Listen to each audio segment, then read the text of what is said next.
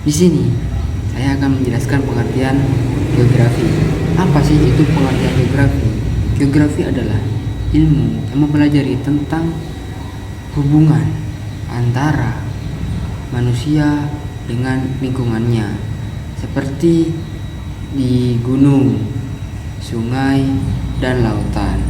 Nah, geografi itu mempelajari tentang yang ada di dunia ini, yang ada di alam. Kita itu mencari tahu apa sih bentuknya bumi gini kayak apa, lautan tuh kayak apa gitu. Jadi pengertian geografi ini kayak menceritakan atau mencari tahu yang ada di dunia ini.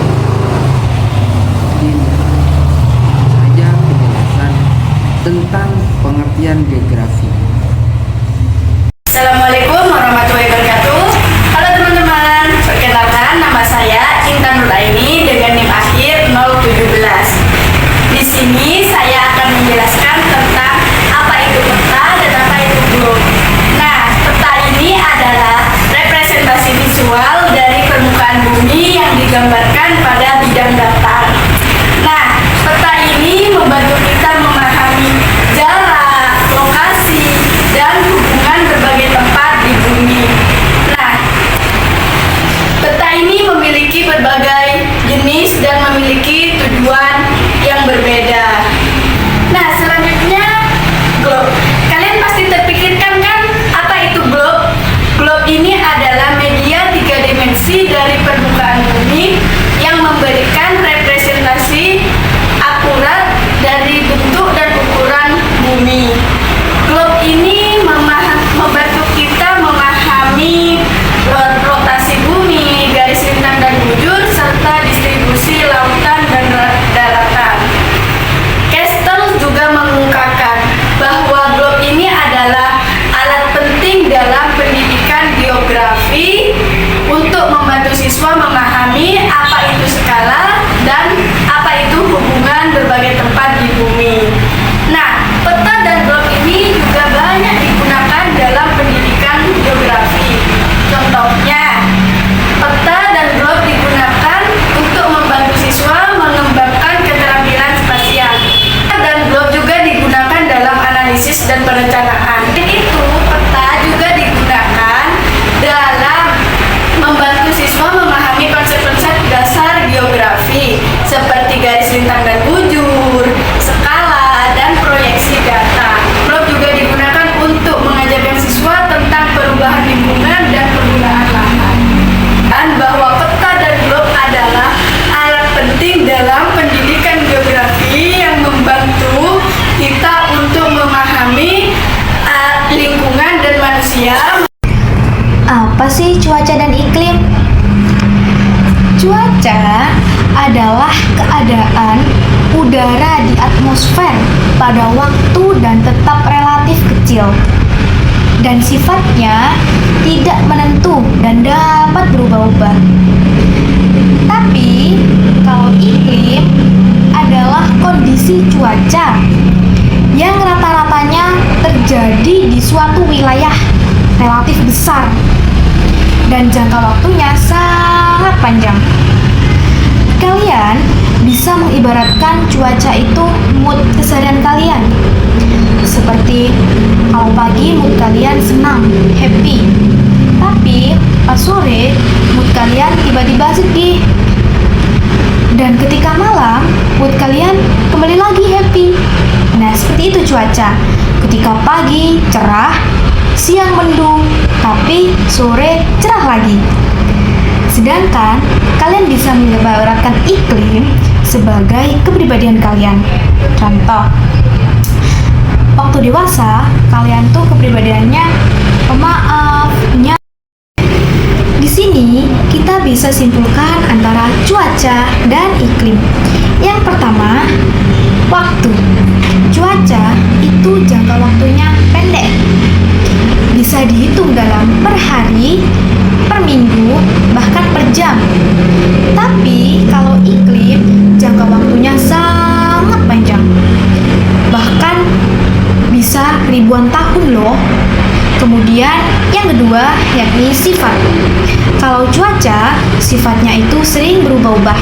Contohnya, tadi pagi cerah, siang mendung, tapi sore cerah lagi.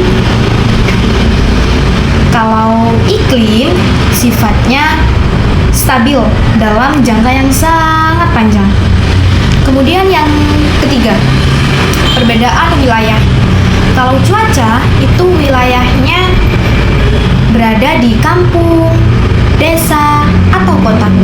Seperti, wah di Bogor tadi cuacanya hujan loh, tapi di Sidoarjo cuacanya panas. Kemudian kalau iklim itu wilayahnya mencakup sebuah negara atau benua. Contohnya, Indonesia iklimnya tropis, tapi di Eropa iklimnya subtropis loh, karena seperti itu. Kemudian yang selanjutnya yakni faktor pembentuk. Kalau cuaca, faktor pembentuknya itu suhu, kelembapan, angin, dan tekanan udara. Tapi kalau iklim, faktor pembentuknya yakni letak geografis, ketinggian, dan jarak dari laut. Assalamualaikum warahmatullahi wabarakatuh. Salam sejahtera bagi kita semua.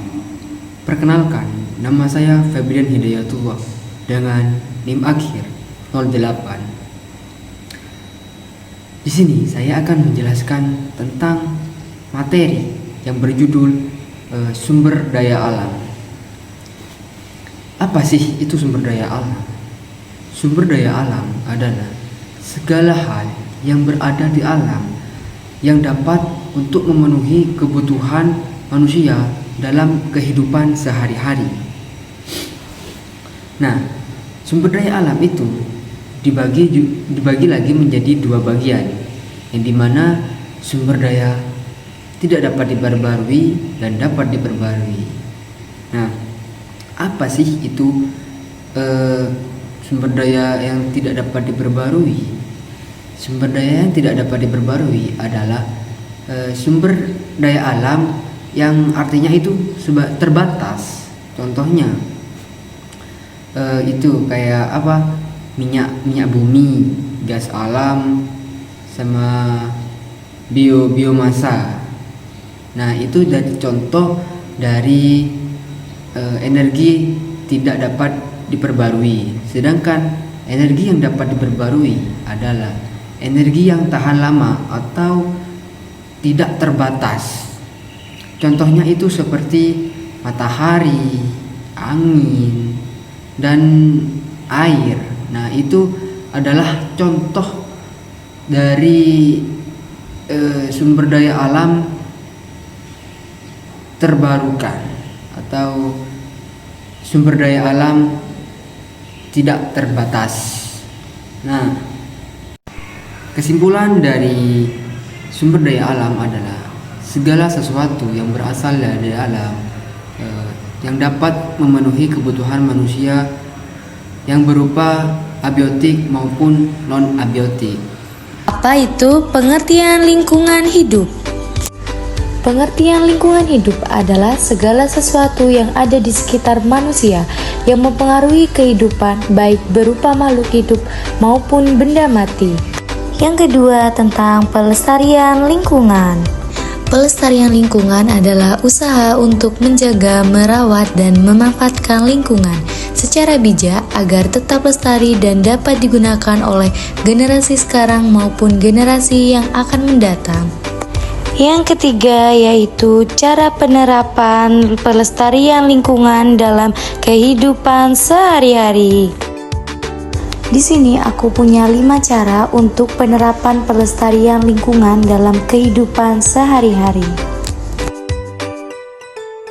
Jadi, ayo teman-teman kita jaga lingkungan sekitar. Bukan hanya tugas pemerintah saja, tetapi juga tanggung jawab setiap individu. Dengan langkah sederhana sehari-hari, kita dapat membantu menjaga bumi agar tetap nyaman ditinggali.